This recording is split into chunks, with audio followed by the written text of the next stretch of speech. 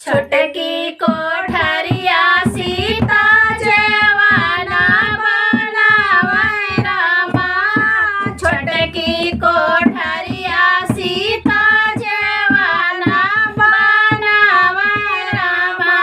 जेवे के राम जेवे हनुमान रात पूछे के कैसे कहाँ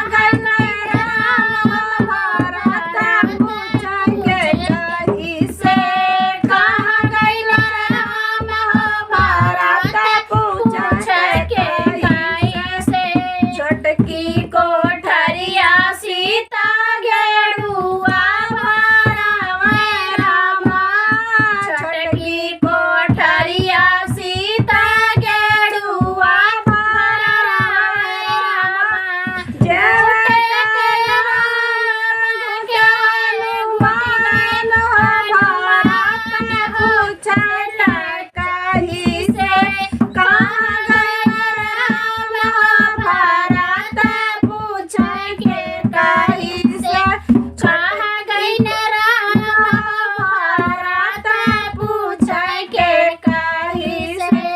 छोटकी कोठरिया सीता से जिया जावे रामा।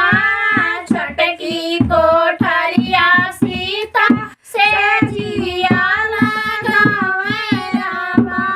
सोवे के राम सोई हनुमान पूछे के कहीं से कहाँ गई